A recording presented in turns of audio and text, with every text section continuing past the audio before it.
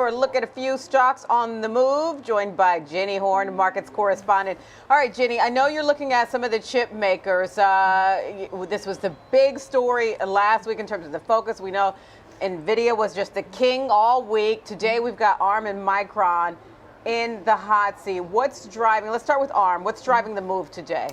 Okay, so yeah, I like the fact that both of these names are moving on somewhat of their own accord. I guess one tied more closely to NVIDIA than the other, but I appreciate that we're not right now only going to talk about NVIDIA this week, because that was definitely the theme, of course, as we both know, of last week. But ARM, we are seeing some analyst coverage today. Rosenblatt did reiterate a buy rating on ARM shares, raising its price target to 180 from 140, and they did mention they happened to be in Cambridge recently and came away with increased conviction that royalty trends are rising at a faster clip on the heels of a more strategic licensing engagement that are more increasingly AI-centric. So the analyst noted that double-digit rates, which are up from the current mid-single digits, hitting the model by the end of this decade, which was up from his previous assumption at next decade, which then shifts the model more aggressively over to the 80% royalties. So all in all, basically just saying that at this point they do see these royalty trends basically benefiting a name like ARM quicker than they had initially thought. I mean, it's objectively great news. Of course, this is just one analyst's opinion, but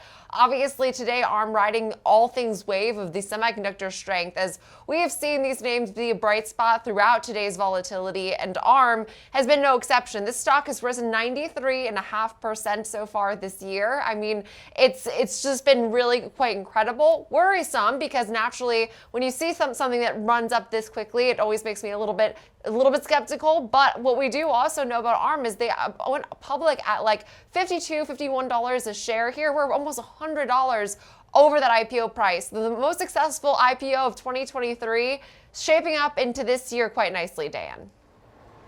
All right, let's take a look at one other stock, Micron, gaining some ground today, and you can't get away from chips without a mention of NVIDIA. It sounds like NVIDIA is kind of partially responsible for this hitting this new 52-week high for Micron. Take us through this. Yes, I had to go back on my word because I was like, we're not talking NVIDIA with chips for once, but that's not true, because really the Micron story completely correlated with NVIDIA shares, frankly, as we did get reports they've begun their volume production of their high bandwidth memory 3E chips. They will be incorporated in the coming NVIDIA H200 graphics processing units.